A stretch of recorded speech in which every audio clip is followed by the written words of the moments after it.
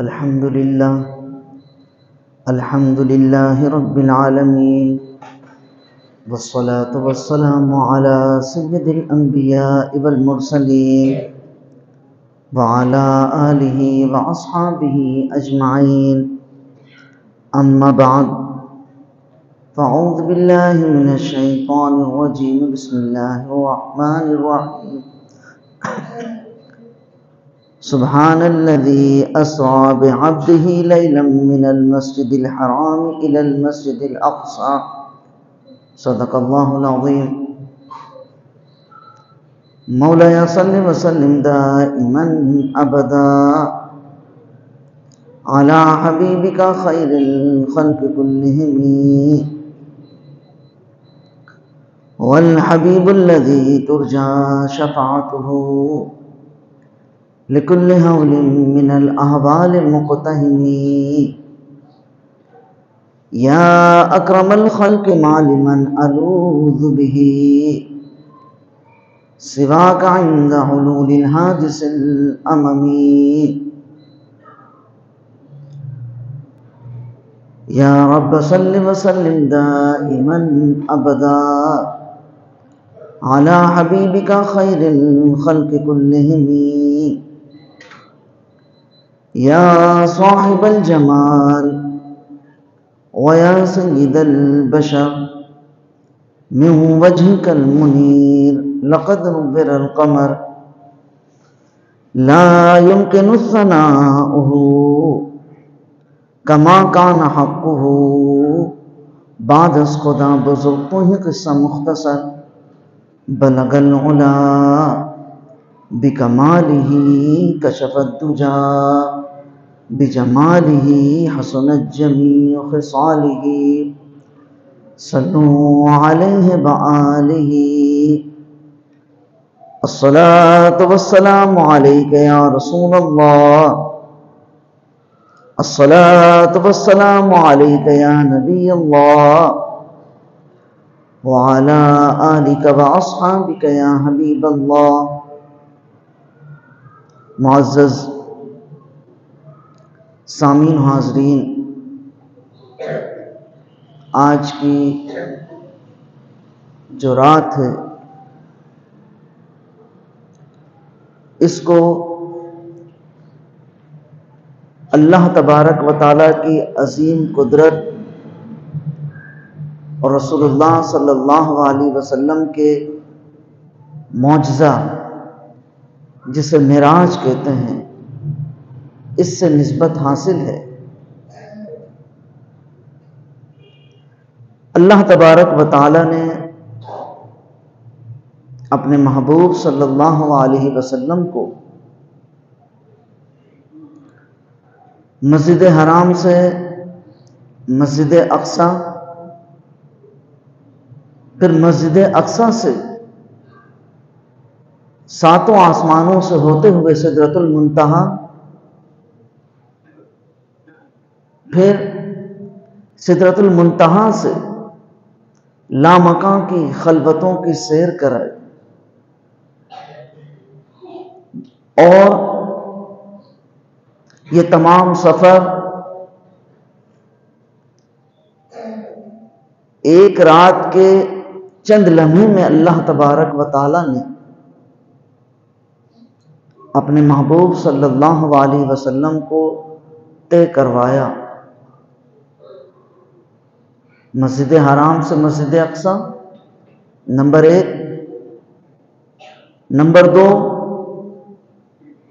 مسجد اقصی سے پھر آسمان مرحلہ وار 7ویں آسمان سے سدرۃ المنتہا، پھر نمبر 3 سدرۃ المنتہا سے آگے لامکان، جہاں اسپیس، ٹائم، زمان و مکان، حد، قیود، تمام بحثیں ختم ہو جاتی ہیں. اللہ تبارک و تعالیٰ نے جو اپنے محبوب صلی اللہ علیہ وسلم کو مسجد حرام سے مسجد اقصی تک کی سیر کرائی، اس کا ذکر قرآن میں ہے. اور پھر مسجد اقصی سے ساتوں آسمان کے مراحل سے سدرۃ المنتہا اور اس سے آگے تک ان تمام کا بیان احادیث صحیحہ کے اندر ہے۔ تو اللہ تبارک و تعالی نے جو پہلا مرحلہ قرآن میں بیان فرمایا، سبحان الذی، پاک ہے وہ ذات جو لے گیا اسرا بعبدہ، رات کے تھوڑے سے حصے میں اپنے بندے خاص کو، من المسجد الحرام الی المسجد الاقصی، مسجد حرام سے مسجد اقصی کی جانب، لنریہ من آیاتنا، تاکہ ہم دکھائیں بندے خاص کو اپنی نشانیاں، انہ هو السمیع البصیر، بے شک وہ سننے اور دیکھنے والا ہے۔ تو پہلا مرحلہ ہوا یہ کہ رسول اللہ صلی اللہ علیہ وسلم حتیم کعبہ میں آرام فرما تھے، بیدار ہوئے، سیدنا جبریل علیہ السلام براق لے کر آئے اور رسول اللہ صلی اللہ علیہ وسلم کا سینے مبارکہ شق کیا اور اس کو باہر نکالا، سونے کے تش میں رکھا گیا، زمزم سے اس کو دھویا گیا، اس کے بعد رسول اللہ صلی اللہ علیہ وسلم کے سینے مبارک میں دوبارہ اس دل کو ویسے ہی رکھ دیا گیا۔ پھر سواری جو تھی براق، اس سواری پہ سوار کر کے رسول اللہ صلی اللہ علیہ وسلم کو مسجد حرام سے مسجد اقصی کی طرف لے کر گئے، اور ادھر مسجد اقصی کے اندر انبیاء علیہ السلام کی جماعت موجود تھی، انبیاء علیہ السلام کی جماعت موجود تھی، وہاں پر امامت کی بات چل رہی تھی کہ انبیاء علیہ السلام کی آج کی رات امام کون ہوگا، امام الانبیاء کون ہوگا؟ بعض نے کہا ابو البشر سیدنا آدم علیہ السلام آج انبیاء علیہ السلام کی امامت فرمائیں گے۔ بعض کی رائے یہ آئی کہ ابو الانبیاء سیدنا خلیل ابراہیم علیہ السلام وہ امامت فرمائیں گے۔ بعض جگہ سے یہ آواز آئی کہ حضرت موسیٰ کلیم اللہ علیہ السلام، بعض جگہ سے یہ آواز آئی کہ حضرت عیسیٰ روح اللہ وہ امامت فرمائیں گے۔ اتنے میں وہ سواری براق جبریل علیہ السلام لے کر آئے بیت المقدس میں، اور سواری کو باندھا اور گروہ انبیاء علیہ السلام پر سلام بھیجا کہ السلام علیکم ورحمۃ اللہ وبرکاتہ یا معاشر الانبیاء والمرسلین، گروہ انبیاء پر سلام بھیجا، اور پھر ان سے عرض کی کہ آپ سب مجھے جانتے ہیں اور میں آپ سب کو جانتا ہوں، میں اللہ تبارک و تعالی کا فرسودہ ہوں، اس کی طرف سے بھیجا گیا ہوں آپ تمام کے پاس، تو آپ سب مجھے جانتے ہو اور میں آپ سب کو جانتا ہوں۔ پھر حضرت سیدنا جبریل علیہ السلام نے عرض کی کہ میں تمام انبیاء علیہ السلام کے مقام و مرتبے کو بھی جانتا ہوں، کیونکہ حضرت جبریل علیہ السلام کے ذمے اللہ کی طرف سے وحی لانا۔ تو آپ نے بیان فرمایا میں ہر ایک کے مقام و مرتبے کو بھی جانتا ہوں۔ اور فرمایا میں نے زمین کو چھان مارا، اس کے مشرق کو اس کے مغرب کو بھی چھان ڈالا، کہیں پہ بھی رسول اللہ صلی اللہ علیہ وسلم کی مثل نہ ملا مجھے۔ اور پھر عرض کی کہ میں آپ لوگوں کی طرف اللہ کا سلام لے کر آیا ہوں، کسی کے پاس ایک دفعہ سلام لایا، کسی کے پاس 2 دفعہ، کسی کے پاس 100 دفعہ، کسی کے پاس 150 صفحہ۔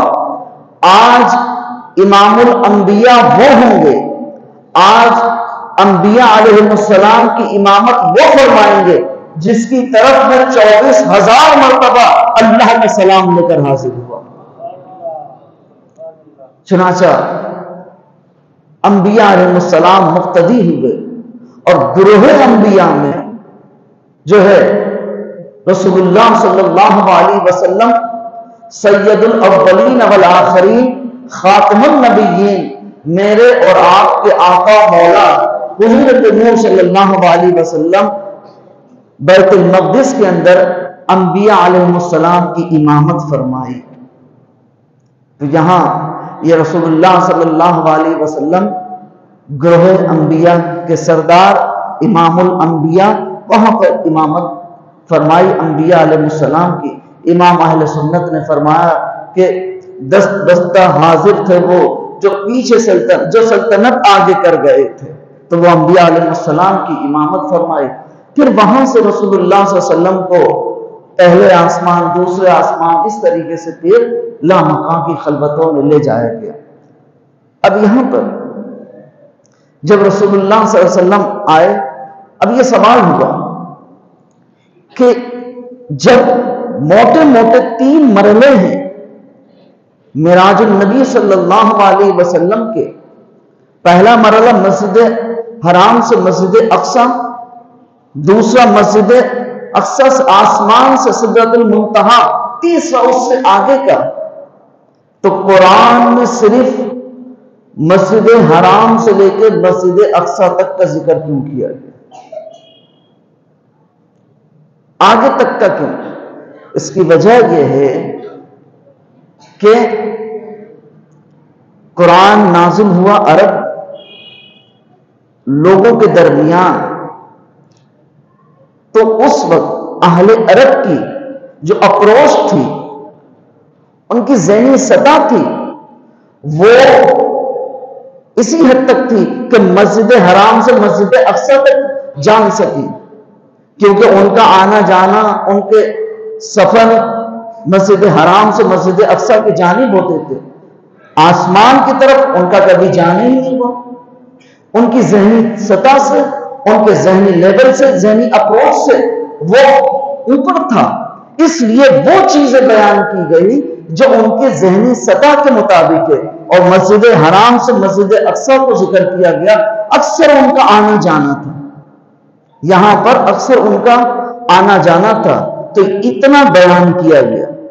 تو جب رسول اللہ صلی اللہ علیہ وسلم سفر معراج سے واپس آئے، کیونکہ معجزہ تھا، اللہ تبارک و تعالیٰ کی قدرت کا اظہار تھا، قدرت عظیمہ کا اظہار تھا کہ اتنی ساری مسافتیں، عالم ملکوت، عالم ناسوت، عالم لاہوت، رسول اللہ صلی اللہ علیہ وسلم نے رات کے چند تھوڑے سے حصے میں طے کر کے واپس بھی آ گئے، تھوڑے سے حصے میں واپس بھی آ گئے۔ رسول اللہ صلی اللہ علیہ وسلم جب واپس تشریف لائے تو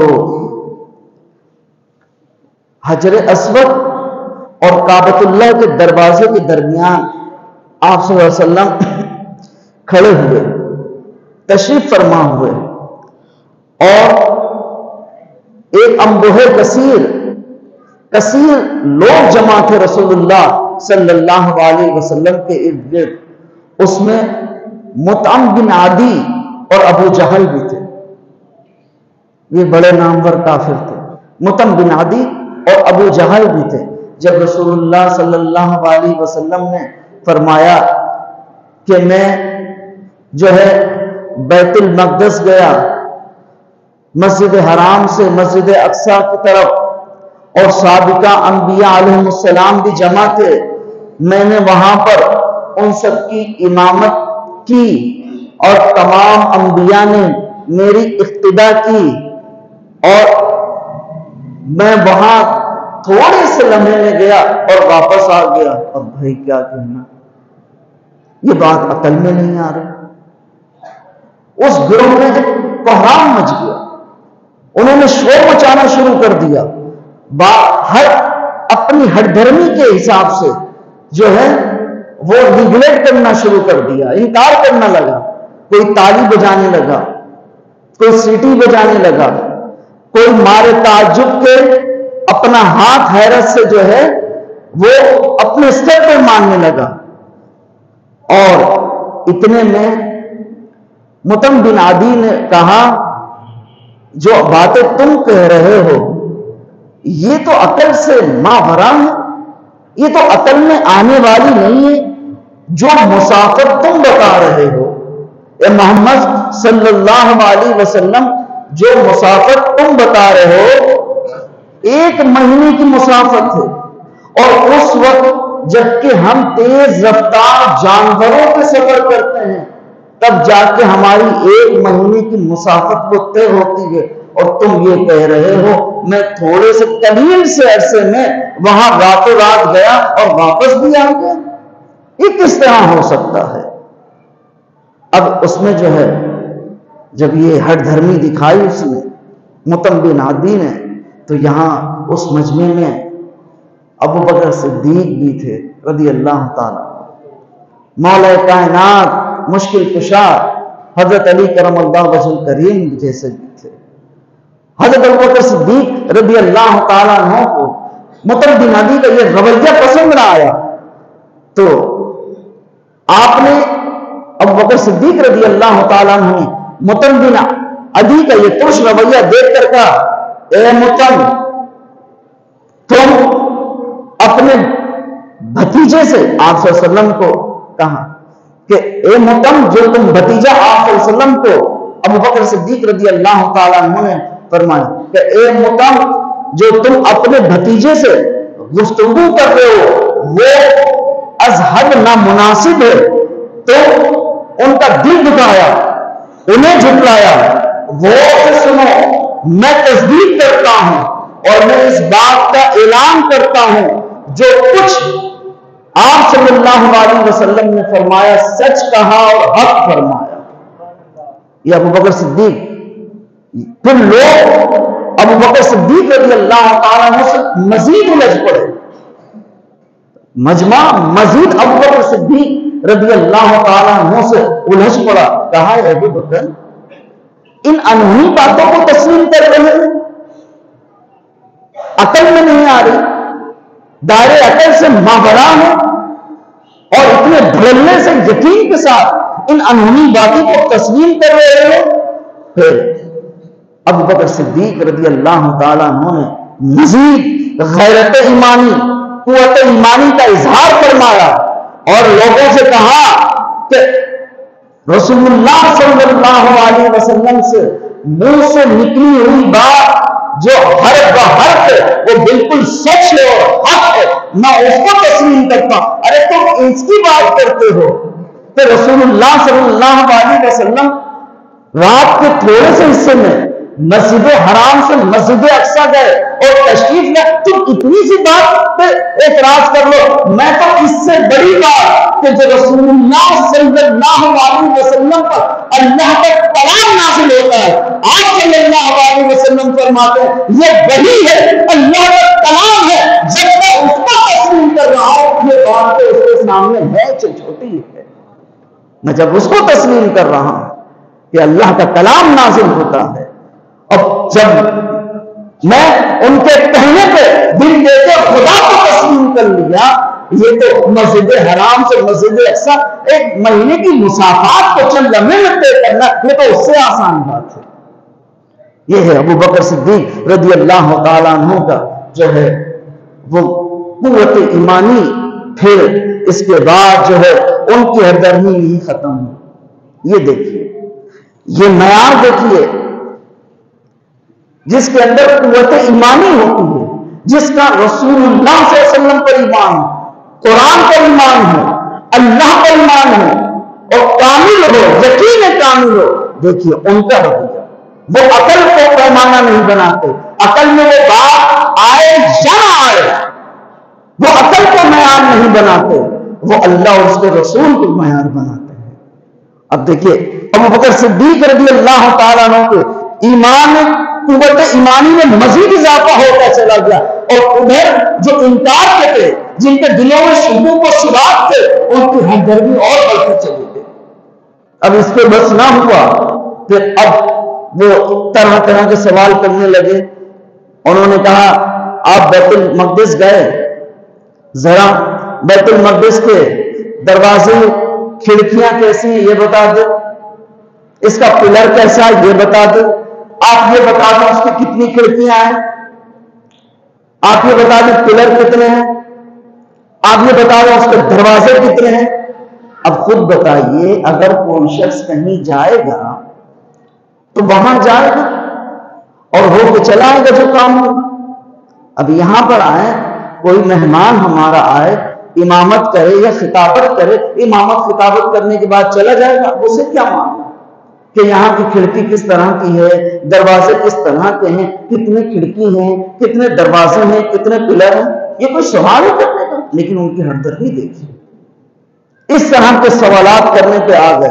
اس کے بعد جب اس طرح کے سوالات کرنے پہ آئے، وہ بس سوالات کی بوچھار کر رہے تھے، اللہ تبارک و تعالیٰ نے اپنے محبوب صلی اللہ علیہ وسلم کے لیے جو بیت المقدس میں تھے وہ تمام پردے حجابات اٹھا دیے، وہ سوال کرتے جا رہے تھے، رسول اللہ صلی اللہ علیہ وسلم ان کے سوالات کا جواب دیتے جا رہے تھے۔ دیکھیے ان کی ہر درمی۔ اب مزید ولید بن مغیرہ یہ بھی بہت متشدد کافر تھا۔ پھر یہاں پر ہر درمی میں اضافہ ہوا، تو جب رسول اللہ صلی اللہ علیہ وسلم ان کے ہر سوال کا جواب دیتے جا رہے تھے تو پھر ان کی ہر درمی یہ دیکھیے، کیوں ولید بن مغیرہ کو شاعری وغیرہ اور جادو وغیرہ پہ کافی کمانڈ آتی تھی۔ کہا اوہو، ولید بن مغیرہ ان کے بارے میں صحیح کہتا تھا، کمنٹس کے پاس کرنے لگے رسول اللہ صلی اللہ علیہ وسلم کے بارے میں۔ ولید بن مغیرہ نے جو کسی موقع پر کمنٹس پاس کیا تھا، پہلے ہاں ولید بن مغیرہ ٹھیک کہتا تھا کہ محمد صلی اللہ علیہ وسلم جو ہے وہ بہت بڑے جادوگر ہیں۔ بتائیے، دروازے بھی بیان کر دی، کھڑکیاں بھی بیان کر دی، تعداد بھی بیان کر دی۔ اب یہ دیکھیے، یہ ہٹ دھرمی دیکھیے، ہٹ دھرمی میں اضافہ ہوا۔ اور ادھر حضرت بکر صدیق رضی اللہ تعالیٰ عنہ نے جب یہ جواب سنا تو بلند آواز سے نعرہ لگاتے ہوئے فرمایا، اشہد انک رسول اللہ، اے اللہ کے رسول صلی اللہ علیہ وسلم، میں گواہی دیتا ہوں آپ اللہ کے رسول ہیں، سچے ہیں۔ اب یہ پھر ابو بکر صدیق رضی اللہ تعالیٰ عنہ نے یہ آپ صلی اللہ علیہ وسلم سے عرض کیا، پھر اللہ کے محبوب صلی اللہ علیہ وسلم نے ارشاد فرمایا، یا ابا بکر ان اللہ سماک صدیق، اے ابو بکر اللہ نے تمہارا نام صدیق رکھ دیا ہے، تمہارا نام صدیق رکھ دیا۔ پھر حضرت سیدنا علی مشکل کشا شہر خدا رضی اللہ تعالیٰ عنہ فرماتے، اللہ کی قسم کھا کر میں کہتا ہوں، اللہ تعالیٰ نے ابو بکر صدیق کا جو لقب صدیق ہے وہ آسمان سے نازل فرمایا ہے، وہ آسمان سے نازل فرمایا۔ اب یہ دیکھیں، یہ معیار ہے۔ اگر انسان انکار کرنے پہ آئے، اس کی دل کی ثقافت میں، دل کی سختی میں، ہر درمی میں اضافہ ہوتا چلا جاتا ہے۔ اور اگر مسلمان ہیں، ایمان لے آئے، اس کے ایمان کا تعلق رسول اللہ صلی اللہ علیہ وسلم سے وہ لگن سچی کر لے، تعلق پختہ کر لے، تو اس کی قوت ایمانی بڑھتی چلی جاتی ہے۔ اب ہر دھرمی مزید بڑھی، اب مزید ہر دھرمی ان کی بڑھ گئی، اور پھر کہنے لگے، اے محمد صلی اللہ علیہ وسلم، یہ بات بتاؤ، پیندرا بدلا، لاجواب ہو گئے، اب پیندرا بدلنا ہے۔ کہنے لگے جس راستے میں آپ گئے ہیں اس راستے میں ہمارے قافلوں کے بارے میں تو بھی کچھ بتائیے، ہمارے کچھ قافلے جا رہے تھے، ہمیں تسلی ہو جائے وہ کیسے کس حال میں ہیں۔ پھر رسول اللہ صلی اللہ علیہ وسلم نے ان کے قافلوں کے بارے میں بتایا۔ آپ صلی اللہ علیہ وسلم نے فرمایا جب میں فلاں وادی سے گزرا، فلاں قبیلے کا فلاں قافلہ وہاں گزر رہا تھا، میرے براق کی آہٹ پا کر اس کی سواری کے جانور گھبرا گئے، ان کا ایک اونٹ مہار توڑا کر بھاگ گیا، میں نے ان کو آواز دے کے بتایا ان کا اونٹ وہاں کھڑا ہے کہ آپ صلی اللہ علیہ وسلم نے فرمایا یہ واقعہ جب پیش آیا جب میں شام کی طرف جا رہا تھا، اور جب میں لوٹا تو بنی فلاں کے قافلے کے پاس سے میرا گزر ہوا، وہ سب وہاں خواب تھے، سو رہے تھے، ان کے ایک برتن میں پانی تھا جس پر ڈھکنا تھا، میں نے وہ ڈھکنا اٹھایا، اس سے پانی پیا اور ڈھکنا اس کے اوپر رکھ دیا۔ راستے میں ایک دوسرے قافلے کے پاس سے گزرا، جب براق اچانک آہٹ سن کر ان کے اونٹ گزر گئے، ایک سرخ رنگ کا اونٹ گھٹنوں کے بل بیٹھ گیا، اس پر جو بوریاں لگی تھی ان پر سفید نشانات تھے، بنی فلاں کا قافلہ مجھے فلاں جگہ پہ ملا، ان میں ایک اونٹ تھا جس پر دو بوریاں لگی تھی، ایک کا رنگ سیاہ اور دوسری کا رنگ سفید تھا، جب میں ان کے قریب پہنچا تو ان کے جانور بھی بھڑک اٹھے اور ایک اونٹ گر پڑا، ان کا بھی ایک اونٹ گم ہو گیا تھا۔ یہ تمام چیزیں بھی بیان فرما دی آپ صلی اللہ علیہ وسلم نے، کیونکہ اب ہم جس طریقے سے ہر دور کا اپنا طور طریقہ ایک رسم و رواج ہوتا ہے، آج ہمارے ہاں گاڑی کا ماڈل ہوتا ہے، کمپنی کا نام ہوتا ہے، ماڈل ہوتا ہے، پھر نمبر پلیٹ ہوتی ہے، اسی طریقے سے ان کی نشانیاں ہوتی تھی، وہ نشانیاں رسول اللہ صلی اللہ علیہ وسلم نے بیان فرما دی کہ بورے لدے ہوئے تھے، اس طرح کا جو ہے اونٹ تھا، اس نسل کا تھا، فلاں فلاں وادی میں تھا، اس دور کے جو سواری کی پہچان کا طریقہ تھا وہ رسول اللہ صلی اللہ علیہ وسلم نے ان سب کو بتا دیا۔ اب دیکھیے ہر گرمی مزید بڑھی، پھر کہنے لگے ذرا یہ تو بتاؤ کہ بنی فلاں کا قافلہ کب پہنچے گا؟ یہ فرمانے لگے کب پہنچے گا؟ آپ صلی اللہ علیہ وسلم نے فرمایا ایک کے بارے میں کہ فلاں دن پہنچیں گے، اس کے آگے مٹیالے رنگ کا اونٹ ہوگا جس پر دو بورے لگ گئے ہوں گے، اور ایک کا بتایا فلاں فلاں دن غروب آفتاب کے وقت ہوگا۔ چلیے اب اس کے لیے انتظار ہونے لگا، وہ قافلہ آیا کہ جس کی نشانی آپ صلی اللہ علیہ وسلم نے فرمایا کہ اس کے آگے جو ہے مٹیالے کلر کا خاصتری رنگ کا اونٹ ہوگا جس پر دو بورے لگے ہوں گے، یہ بھی بات ہوگی۔ اور ایک قافلے کے لیے فلاں فلاں دن سورج غروب ہوگا اور قافلہ نظر آئے گا۔ اب اس قافلے کا شدت سے انتظار تھا، دونوں طرف کے لوگ دیکھ رہے تھے، قافلہ دیکھ رہے تھے، سورج کے غروب ہونے کو دیکھ رہے تھے۔ ادھر سے آواز آئی، اب قافلہ نظر نہیں آ رہا، آواز آئی سورج غروب ہو گیا، اور ادھر سے آواز آئی دیکھو قافلہ نمودار ہو گیا۔ اب یہ معجزہ رسول اللہ صلی اللہ علیہ وسلم کا اور اللہ تبارک و تعالیٰ کی قدرت کی جلوہ گری ہے کہ اس طریقے سے اس تھوڑے سے عرصے میں اللہ تبارک و تعالیٰ نے اپنے محبوب صلی اللہ علیہ وسلم کو سیر کرائی، اور کس طریقے سے کرائی۔ تو دوستو اس واقعے کی میں بہت سے معارف ہیں، بہت سے حقائق ہیں، اس میں مسلمانوں کے لیے تسلی کا سامان ہے، جس میں سب سے بڑی چیز یہ کہ بندہ رسول اللہ صلی اللہ علیہ وسلم کے ساتھ اپنے ایمان کے تعلق کو پختہ کرے، اپنے ایمان کے تعلق کو مضبوط کرے، جس طرح صحابہ کرام رضی اللہ تعالیٰ عنہم نے جو ہے اپنے ایمان کے تعلق کو رسول اللہ صلی اللہ علیہ وسلم کے ساتھ پختہ کیا ہوا تھا، مضبوط کیا ہوا تھا، انہیں شکوک و شبہات نہیں تھا، وہ بالکل سچے پکے مومن تھے. اس طریقے کا رشتہ رسول اللہ صلی اللہ علیہ وسلم سے ہمیں قائم کرنا چاہیے دوستو. کیوں؟ آپ بتائیے. میں چھوٹی سی وضاحت کروں کہ آج ہوائی جہاز پہ سفر کر رہے ہیں. آج سے 100 سال کا انسان سوچ بھی نہیں سکتا تھا. آج سے 100 سال کا پہلے کا انسان سوچ بھی نہیں سکتا تھا کہ ہوائی جہاز پہ سفر کریں. اور آج شاید مسجد میں سے چند ہی لوگ ہوں گے جنہوں نے ہوائی جہاز کا سفر نہ کیا. دیکھا تو سب نے اپنی آنکھوں سے اڑتے تھے. بچہ بچہ دیکھتا ہے. اب ذرا لوگ اگر 150 سال پہلے کہتے کسی سے میں نے ہوائی جہاز پہ سفر کیا, کوئی یقین کرنے کو تیار ہوتا؟ یہ دیکھیے آج سائنس نے ترقی کر لی, علم نے ترقی کر لی. آج ہمارے لیے تسلیم کرنا کچھ آسان ہے. ہماری عقل کے کچھ قریب ہو گیا. کچھ قریب کس طرح ہو گیا کہ 10,000 میل کا سفر آپ 24 گھنٹے کے اندر کر لیں گے. جو مہینوں کا سفر آپ اس کے یہاں جو ہے کنیکٹڈ فلائٹ ہوگی تو جہاں اسٹے کرے گی ایک دفعہ, دوسری دفعہ 24 گھنٹے کے اندر آپ 10,000 میل دور کا سفر طے کر لیں. یہ ہمارے کچھ قریب ہو گئے دماغ کے سینس کے کہ اس طرح کی سواری ہوتی ہے. مگر 150 سال پہلے چلیں گے بندہ سوچ بھی نہیں کر سکتا تھا, تصور بھی نہیں کر سکتا تھا کہ انسان اتنا ایڈوانس اتنا فاسٹ ہو جائے گا. اور پھر آج جو ہے اس صدی کی بہت سی ایجادات ہوئی کائنات کے اندر, تحقیق کے اندر.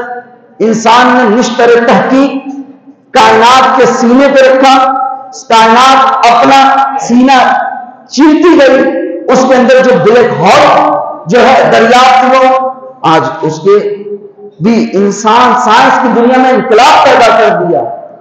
اور اس کے اندر یہ کہا کہ اگر کوئی اتنا مضمون آدمی ہے اپنا سفر طے کر سکتا ہے تو اس بلیک ہال کے ذریعے وہ دوسری کائنات میں بھی جا سکتا ہے. یہ معراج کا کچھ نہ کچھ سراغ نہیں گیا, لیکن آج سے 1400 سال پہلے چلے جائیں. کیا قوت ایمانی کی صحابہ کرام رضی اللہ تعالیٰ کہ عقل سے قریب کرنے والی بھی کوئی چیز نہیں تھی.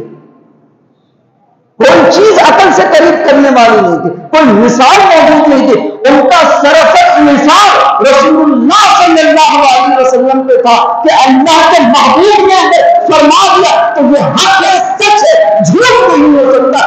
یہ ہے ہمارے امام صحابہ کرام رضی اللہ تعالیٰ.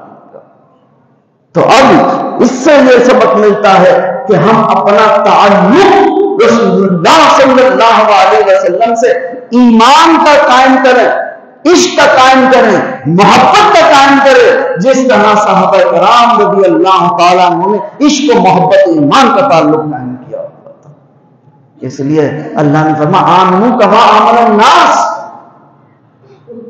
آمنو کما آمن الناس, اس طرح ایمان لاؤ جس طرح صحابہ کرام ایمان لائے. اور وہ پھر کیا منافق آمنو کما آمن السفہاء. اب ذرا غور کیجیے اس وقت کا مائنڈ کہ صحابہ کرام دنیا کے عقل مند ترین شخص تھے, رسول اللہ صلی اللہ علیہ وسلم پر یقین کیے ہوئے. اس وقت بھی منافق کیا کہتے تھے ہم اس طرح ایمان لائے جس طرح بے وقوف ایمان لائے. ان کی نگاہ میں وہ لوگ بے وقوفی تھی. لیکن جو وقت گزرتا چلا جا رہا ہے آج دنیا بتا رہی ہے سب سے عقل مند جو تھے وہ رسول اللہ صلی اللہ علیہ وسلم کے صحابہ تھے, وہ عقل مند لوگ تھے. تو یہ تعلق اس لیے علامہ نے کہا گزر جا عقل سے آگے کہ یہ نور چراغ راہ ہے منزل نہیں ہے. عقل سے بھی آگے نکل جا, عقل جو ہے منزل نہیں ہے, یہ چراغ راہ ہے, یہ راستے میں روشنی دکھانے والی چیز ہے. گزر جا عقل سے آگے کہ یہ نور چراغ راہ ہے منزل نہیں. ایک یہ چیز. اور دوسری چیز یہ دوستو, آج ہم زوال پذیر ہیں, آج ہم زوال پذیر ہیں. اللہ تبارک و تعالیٰ نے یہ جو آیت مبارکہ میں نے آپ احباب کے سامنے تلاوت کی تھی, یہ سورہ بنی اسرائیل کی ہے. بنی اسرائیل سے اس کا تعلق یہ ہے کہ جس سال آپ صلی اللہ علیہ وسلم کی معراج ہوئی اس کو عام الحزن کہا جاتا ہے, غم کا سال. اسی سال حضرت ابو طالب رسول اللہ صلی اللہ علیہ وسلم کے مشرک چچا، ان کا انتقال ہوا۔ ام المومنین عائشہ صدیقہ رضی اللہ تعالی عنہا کا اسی سال انتقال ہوا کہ اسلام کے لیے انہوں نے اپنی تجوریاں کھول دی۔ ام المومنین خدیجہ الکبریٰ رضی اللہ تعالی عنہا، ان کے رہتے ہوئے آپ صلی اللہ علیہ وسلم نے دوسری شادی نہیں فرمائی، اسلام کو بڑی تقویت ملی۔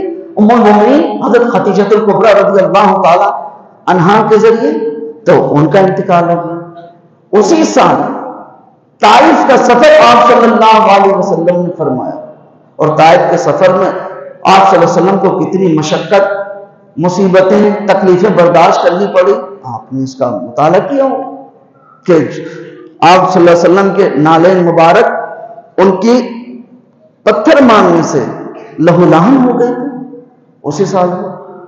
پھر اللہ تبارک و تعالیٰ نے اپنے محبوب صلی اللہ علیہ وسلم کے غم کو دور کرنے کے لیے اللہ نے آپ صلی اللہ علیہ وسلم کو معراج کروائے، فرمائے۔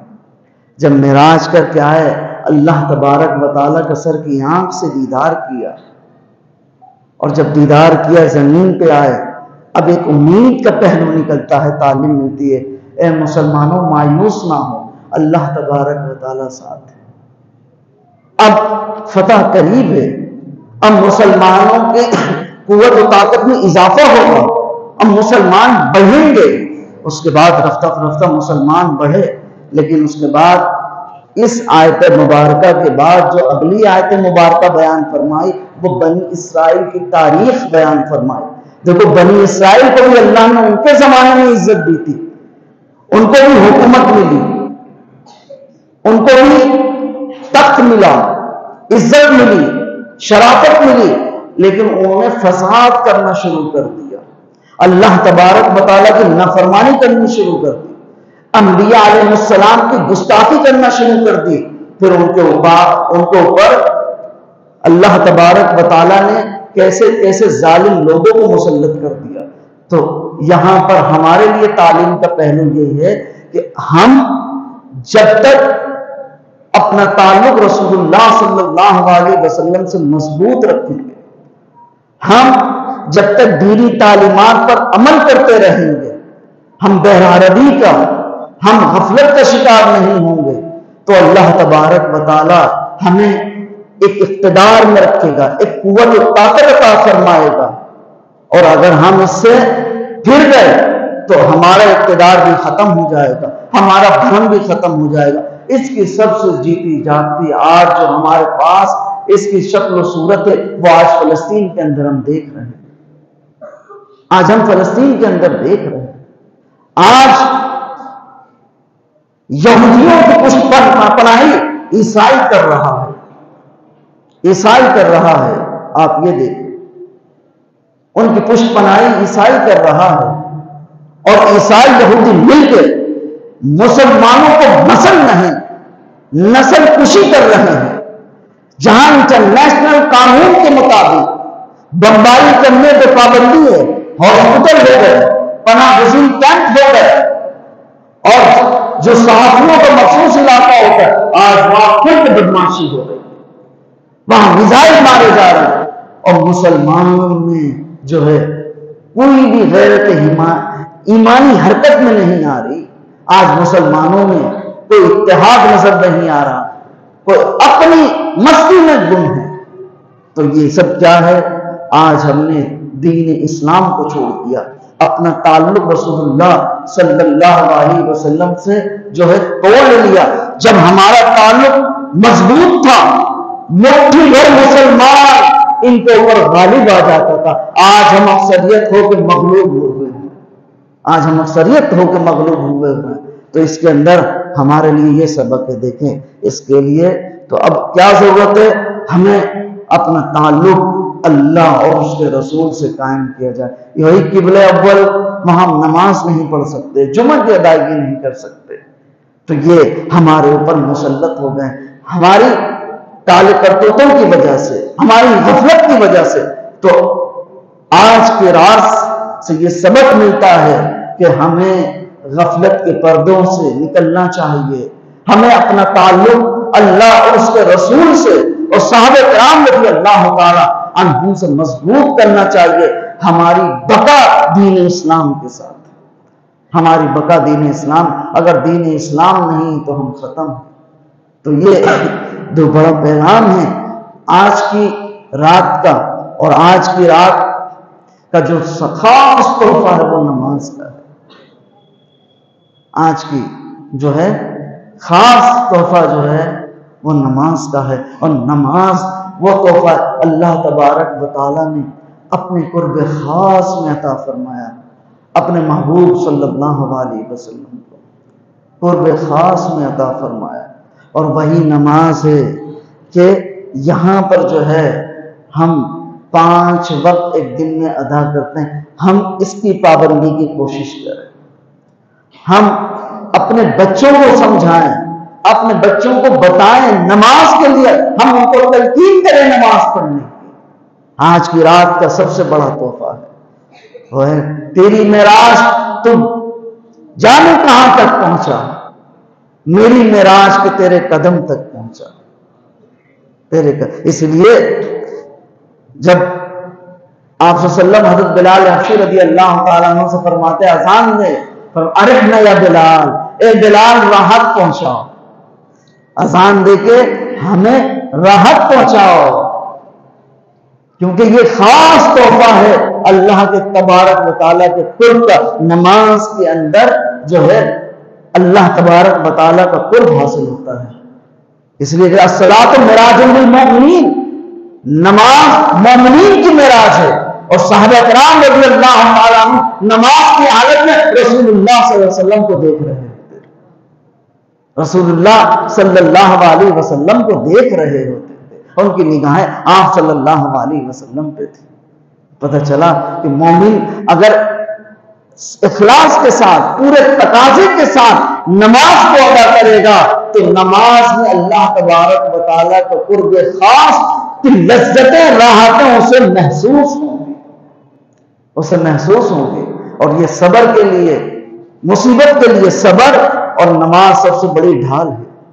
اس لیے بھی آج کی رات کے نسبت سے ہمیں وہ جو 5 وقت نماز ہے جو کسی قوم کے پاس نہیں ہے، جو مسلمان کو اور کافر میں کے درمیان فرق پیدا کرتی ہے، مسلمانوں کو نمایاں کرتی ہے، وہ نماز ہے، وہ نماز ہے۔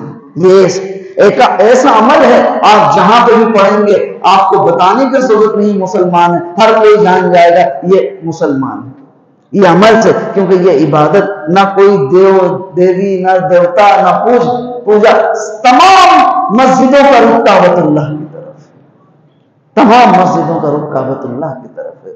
تو پھر آج ہم نماز کے لیے بھی کوشش کریں، ان کی پابندی کریں، اپنے بچوں کو بھی سکھائیں، ان کو تلقین کریں، بھائی نماز پڑھا کریں، نماز پڑھا کریں۔